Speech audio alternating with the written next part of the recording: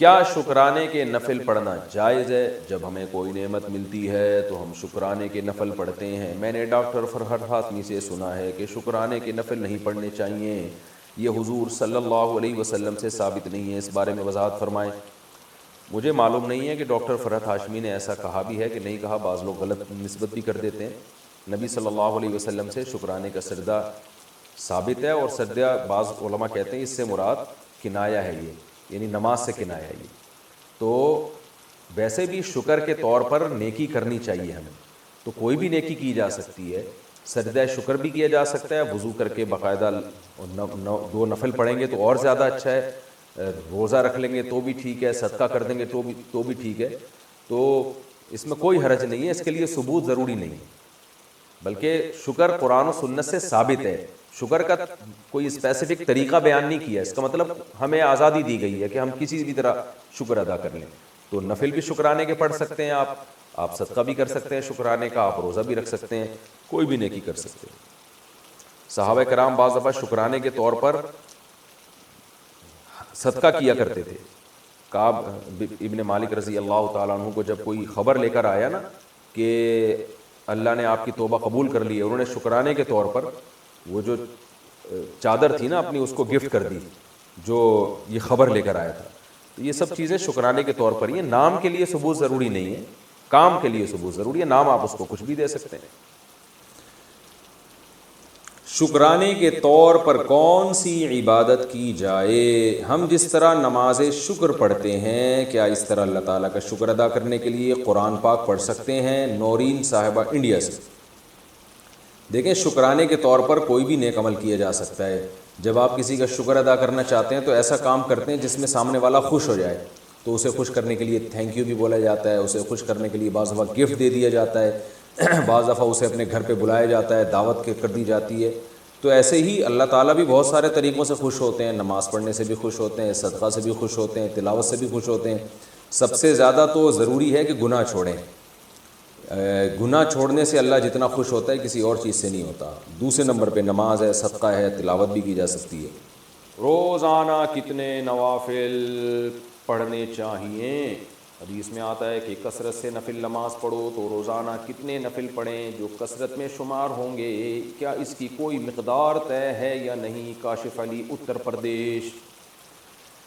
بھائی نوافل، نفل اضافے کو کہتے ہیں، تو نوافل کا مطلب ہی جو گریوی ہے آپ کی طرف سے، کوئی اللہ کی طرف سے پابندی نہیں ہے، تو وہ جتنے زیادہ پڑھیں اچھا ہے۔ اپنے فرائض واجبات پورے کرنے کے بعد، حقوق العباد پورے کرنے کے بعد جتنا ٹائم ملے نوافل پڑھیں۔ رسول اللہ صلی اللہ علیہ وسلم نے ارشاد فرمایا کہ اللہ تعالیٰ کا قرب جتنا فرائض و واجبات یعنی جو ضروری اللہ کے حکام ہیں ان کے ذریعے حاصل ہوتا ہے، اتنا کسی اور چیز کے ذریعے نہیں۔ لیکن انسان جو ہے نوافل عبادت کر کر کے اللہ کے اتنے قریب پہنچ جاتا ہے کہ نبی صلی اللہ علیہ وسلم نے فرمایا کہ اللہ تعالیٰ اس کی آنکھ بن جاتے ہیں جس سے وہ دیکھتا ہے، اس کے ہاتھ بن جاتے ہیں جس سے وہ پکڑتا ہے۔ تو یعنی علماء اس حدیث کا مطلب یہ بیان کرتے ہیں اس کا کوئی عضو بھی اللہ کی مرضی کے بغیر استعمال نہیں ہوتا۔ تو نوافل کی کثرت انسان کو اللہ کے بہت قریب کر دیتی ہے۔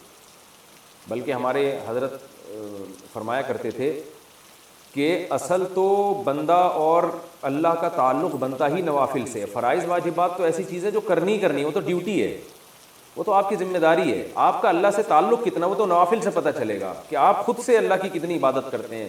نفلی صدقات ہو گئے اور نفلی عبادت ہو گئی، نفلی روزے ہو گئے، تو یہ تو جب پتہ چلے گا کہ جو آپ اضافی کتنا کرتے ہیں اللہ کے لیے، اس سے آپ کے اللہ کے تعلق کا پتہ چلتا ہے۔ اس لیے اللہ نے اہل ایمان کی جو صفات بیان کی، اہل جنت کی، اس میں نوافل کی کثرت کو اللہ نے بیان کی ہے۔ تو صبح و شام اللہ کا ذکر کرتے ہیں، تہجد پڑھتے ہیں، تو اس لیے نوافل جتنے چاہیں پڑھیں اچھا ہے۔ ہاں، اس سے آپ کی جو ذمہ داریاں ہیں، حقوق العباد، وہ ضائع نہیں ہونے چاہیے۔ ایسا نہ ہو کہ اتنے زیادہ کہ پڑھنا شروع کر دیں یا اتنی نفل عبادت میں مشغول ہو جائیں کہ والدین کے بنیادی حقوق یا بیوی بچوں کی بیسک حقوق ضائع ہونا شروع ہو جائیں، یہ پھر غلط ہو جائے گا۔ باقی جتنے چاہیں پڑھیں، اور کچھ نوافل ایسے ہیں جن کی احادیث میں ترغیب ہے، جیسے صدقات و خیرات میں تو جتنے چاہیں کریں، اور روزے میں حدیث میں آتا ہے کہ ایام 20 کے روزے آپ صلی اللہ علیہ وسلم نے اس کی ترغیب دی ہے، یعنی چاند کی جو 3 تاریخیں ہیں، 13، 14 اور 15، ان تاریخوں کے روزے، اور پیر اور جمعرات کا روزہ۔ اس کے علاوہ بھی کبھی موڈ ہوا تو آپ روزہ رکھ لیں، کوئی پیر جمعرات کی قید نہیں ہے۔ ویسے ہی انسان کا بعض دفعہ منگل کو روزہ رکھنے کا موڈ ہوتا ہے تو منگل کو رکھ لیں۔ تو جتنے چاہے نفل روزے، اور نفل نماز میں جو سب سے افضل نماز ہے وہ تہجد کی ہے. تو آپ اگر اپنے نوافل میں کچھ اضافہ کرنا چاہتے ہیں تو تہجد کی نماز پڑھیں آپ سب سے پہلے. اور اس کے علاوہ پھر اشراق کی نماز ہے، چاش کی نماز. بعض علماء کہتے ہیں اشراق اور چاش ایک ہی نماز ہے، اور جمہور علماء کہتے ہیں الگ الگ نماز ہے. تو مجھے جو ہے نا پوری دلائل سے تحقیق نہیں ہے، میں دونوں علماء کے اقوال میں جانتا ہوں تو میں دونوں کے قول نقل کر دیتا ہوں. بہرحال چاش تو اشراق کو الگ الگ پڑھ لیں تو ڈبل ہو جائے گی، اس میں کیا جا رہا ہے. جو اشراق کا وقت ہے جمہور کے قول کے مطابق وہ سورج جب ایک نیزہ بلند ہو جاتا ہے پھر شروع ہوتا ہے، اور چاش کا وقت جو شروع ہوتا ہے وہ جب سورج بالکل درمیان میں پہنچتا ہے 45 کے زاویے پر، اس کے بعد آپ زوال سے پہلے، یعنی چاش کی نماز زوال سے پہلے تک رہتی ہے. اس کے علاوہ جو ہے اوابین کی نماز ہے، چاش ہی کی نماز کو حدیث میں اوابین کی نماز کہا گیا ہے. تو یہ گریویاں ہیں، جتنی چاہیں لگائیں اتنا اچھا ہے. البتہ سنت موقدہ پڑھنا بہرحال ضروری ہے، جو 12 رکعتیں ہم پڑھتے ہیں. تہجد کی نماز سنت ہے یا نفل؟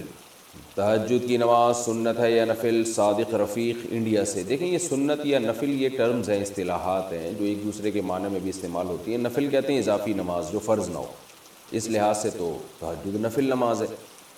لیکن ہر نفل پر نبی صلی اللہ علیہ وسلم نے پابندی نہیں کی ہے، اہتمام نہیں کیا ہے.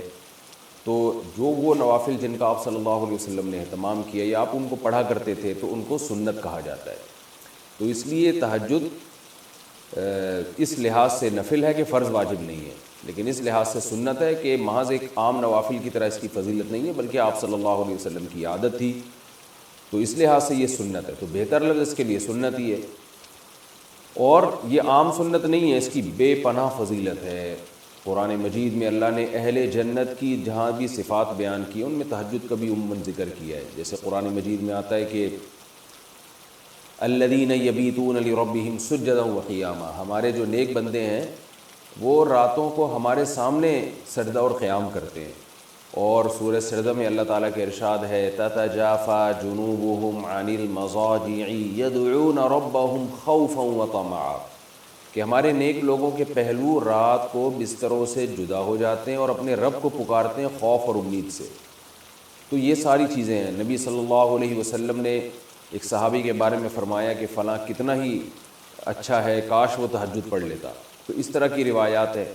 تو آپ صلی اللہ علیہ وسلم نے عبداللہ بن عمر کے بارے میں فرمایا، ان کو وصیت کی، ان کے بارے میں صحابی سے فرمایا کہ یہ تہجد کا اہتمام کریں تو کیا ہی خوب ہے. عبداللہ بن عمر فرماتے ہیں اس کے بعد سے میں نے کبھی تہجد نہیں چھوڑی ہے. تو ایسی بہت ساری روایات ملتی ہیں.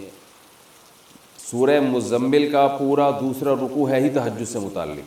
ان ربک یعلم انک تقوم ادنی من ثلثی اللیل ونصفہ وثلثہ وطائفۃ من الذین معک واللہ یقدر اللیل والنہار، کہ آپ پوری رات تہجد نہیں پڑھ سکتے، آپ کو دن میں یعنی آپ کے جو ساتھی ہیں ان کو مزاربت بھی کرنی ہے، دنیا کے معاملات بھی نمٹانے ہیں، دن میں بعض دفعہ جہاد بھی کرنا ہے، تو آپ رات کا کچھ حصہ اٹھ جائیے، آپ بھی اور آپ کے ساتھی بھی. تو بہت ہی اہتمام ہے. اور فقرؤوا ما تیسر منہ، اور اس میں جتنی تلاوت ممکن ہو آپ اللہ کے سامنے کھڑے ہوں اور قرآن کی تلاوت کیجیے. تو یہ اتنی ساری احادیث، اتنی ساری روایات سے علماء کہتے ہیں کہ بہت زیادہ محرومی کا باعث ہے یہ عمل کہ ایک آدمی تہجد نہ پڑھتا ہو. اور آپ صلی اللہ علیہ وسلم نے فرمایا کہ رات کے آخری حصے میں اللہ تعالیٰ آسمان دنیا کی طرف آتے ہیں اور یہ ندا لگاتے ہیں حل من مسترزق ارزق له، حل من مستغفر اغفر له، کوئی ہے مجھ سے روزی مانگنے والا میں اس کو روزی دوں، کوئی ہے مجھ سے گناہوں کی معافی مانگنے والا میں اس کو معاف کروں. اس لیے رات کو جلدی سونا چاہیے، اور تہجد میں رات کے آخری حصے میں جو تہجد کا ٹائم ہے جو سب سے اچھا ٹائم ہے، ویسے تو کسی بھی وقت رات کو پڑھی جا سکتی ہے، لیکن سب سے افضل ٹائم ہے کہ آپ سوئیں اور سونے کے بعد رات کے آخری حصے میں اٹھیں اور اس وقت راز و نیاز کریں، اللہ کے سامنے دعائیں مانگیں. بہت زیادہ اس وقت دعائیں قبول ہوتی ہیں اور نماز کا بہت ثواب ہوتا ہے. ان قرآن الفجر کان مشہودا،